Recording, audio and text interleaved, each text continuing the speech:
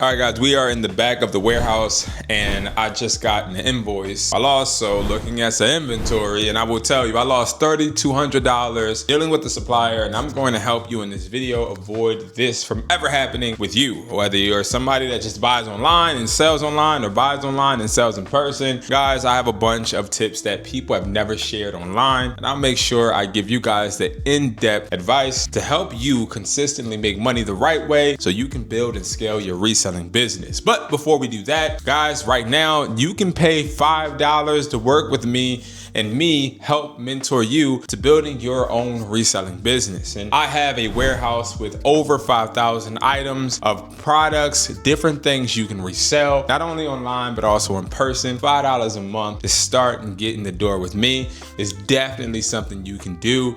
And guys, it's just for this week only. So I hope to see you guys there. Now, if you guys are someone that has been watching me for a while, you know I've been reselling, and I resell products everywhere from chargers, headphones, drones, e-bikes, e-scooters, hoverboards, RC cars, a bunch of toys, things that I haven't even brought on this channel yet. But I'll tell you one thing that has definitely changed the trajectory of my business, and it's branded headphones, okay? Headphones that have been able to make me money have been got from suppliers that I have really good relationships with. But what happens when I dibble and dabble and try to find new suppliers, and I try to find products that I have yet to show you guys, and I get scammed and I lose money? What happens? How do I recoup? And also, what steps did I actually take to, unfortunately, go through that experience? Well, let's talk about number one. So, making boneheaded mistakes buying from emotion. So this right here is a watch. It's another one. And these are, I would just say, bedazzled watches. They're not real diamonds.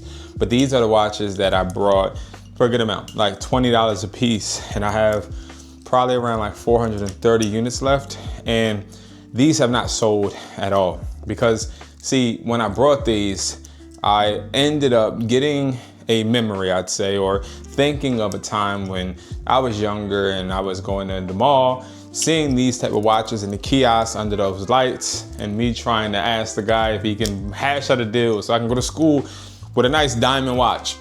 I thought that I could replicate that. The problem was I brought this off of my own emotion. Me thinking that, hey, when I was younger, I wanted these, so somebody else will.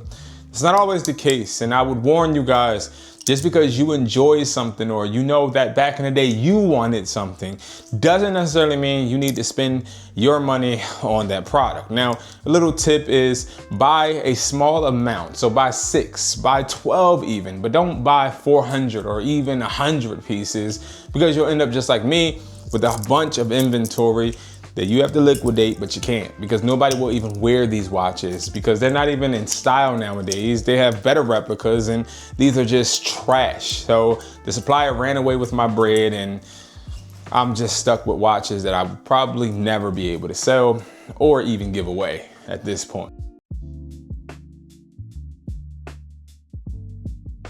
Next, this is an Apple MacBook charger. This is a 47 watt.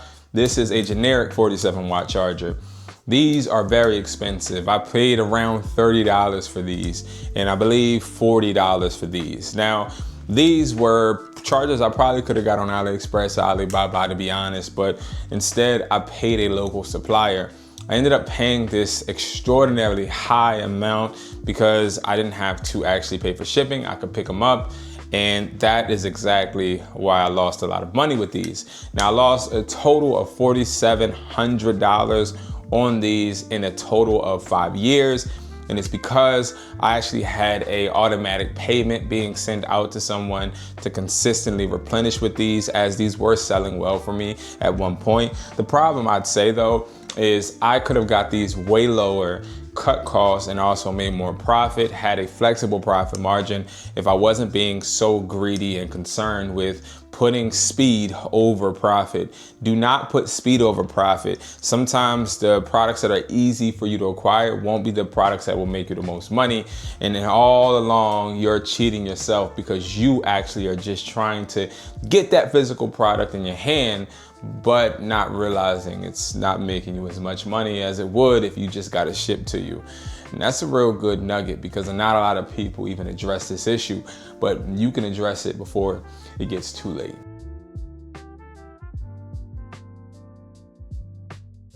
I can use this pen for the next example because this pen was something I've sold quite a few of, but not a lot of, okay? I think I got like maybe 100 units. I probably got around 63 left in stock. That's a problem. Now, these cost me $12 each. Yes, $12 each, not $9, $12, okay? And these are really good. They work just like Apple. But the problem is I have a seasonal product here that is also competing with a brand that's well known. Now, you may be wondering, what's the difference between these and products like these, right? Well, these don't necessarily compete with Apple. You know, somebody either wants AirPod Maxes or wants AirPod Gen 2s, or they want clones. There's not really a either or, because see, if you want the Apple AirPod Max, you want a certain quality, certain experience. If you want just Bluetooth headphones that look similar, then you also want a certain type of experience. You want a certain type of feeling.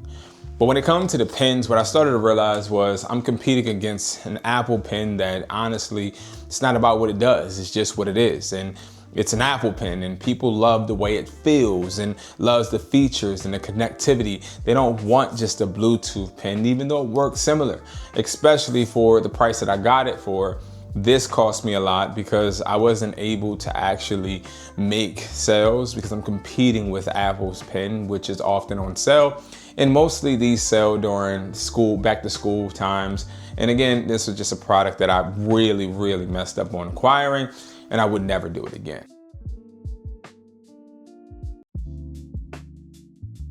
Bad packaging is always going to be next. So this is actually just a USB drive, and I got this from a supplier, but I did not think that the packaging mattered. Now, hear me out. So what I ended up doing was I got some USB sticks or USB drivers or USB drives, and I was planning on pitching them to a business. So I'm going to pitch it to a business is going to buy.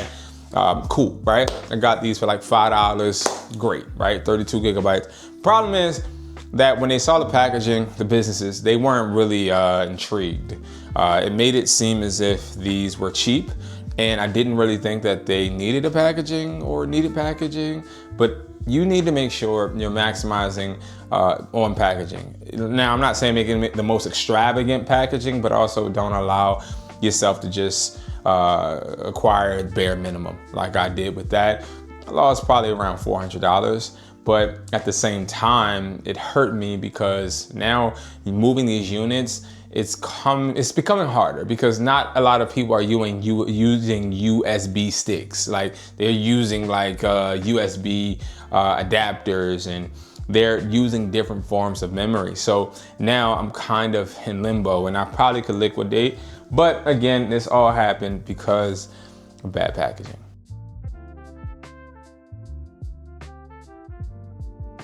All right, next it's going to be size, okay? So I understand we all want to sell that product like e-scooters, e-bikes, and products such as toys. But what you have to realize as well is that they all are a pain in the butt to ship.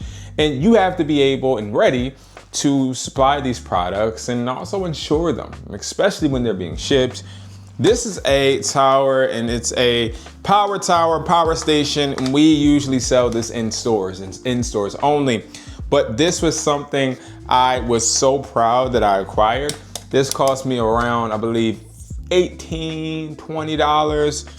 When I tell you guys, this has been one of the hardest things for me to sell, especially when it comes to shipping. That would be an understatement. Profits don't ever really come from these. I usually sell these to hospitals, nursing centers, healthcare offices, regular business or office spaces. But this is something I regret buying because it cost me a lot, but also cost me more to get shipped out to customers. So 9 times out of 10, instead of me actually seeing the profit is being used to get these shipped, and I'm just liquidating at this time. So make sure you are buying products that aren't going to be too costly to ship, especially if they're bigger, right? That's why I like selling trinkets and accessories, because they are easier for us to ship out to customers no matter where they're at. Now, speaking of things being easy, these are speakers. Now, if you look, this speaker even has a gospel verse on it, and this speaker just looks like a generic speaker that you would find on Alibaba. Well, what if I told you mainly about 4 years ago, all I really sold were these speakers, like speakers and karaoke speakers and microphones, and they were selling pretty well. But see, what I've learned is that these are slow selling products now. See, speakers are very competitive and almost anybody can get them. So what you have to do is realize when you're buying products such as speakers, yes, the smaller the speaker, the better the sound usually, but also you want to make sure you're buying speakers lower than $10 or maybe even lower if you can, but don't go over 15. That's the dangerous cost of good price when it comes to you actually making your profit margin, okay? Healthy. So what I would say is always be very, very critical and very, very thorough when you're buying speakers, because speakers have cost me over $5,000 in my lifetime of me being an entrepreneur selling these products. I have thousands of speakers still in stock, and yes, they sell, but very slow, and it's not even enough for me to really see profit actually pay off. So I kind of don't really even push these anymore, and I wouldn't recommend you do it either. Okay, so now that we talked about the speakers and the pins and the things that I've done wrong and me losing money, I want you guys to just hone on to some of the advice I told you. Make sure you put that into your business so you avoid supplier mistakes, but also realize that I have a website, wesply.com, where you can actually start getting products wholesale, so you don't have to even have any of these issues. I only list trending products and products that are guaranteed to sell for you. I also have resellers kits, even build your own boxes, where I'm giving you multiple products in one box. Why is this important? Well, it's important because every store isn't going to sell every product. And sometimes the products that are actually going to sell are products you wouldn't even expect. So go ahead and check out that website. Click the video that's on this screen if you want to watch another really informative video. It should be somewhere popping up. And I appreciate you guys so much for watching. Leave a comment, like this video. I would appreciate it so much. And again, thank you guys so much for taking the time out to spend with me watching this video. See you guys in the next one. Peace.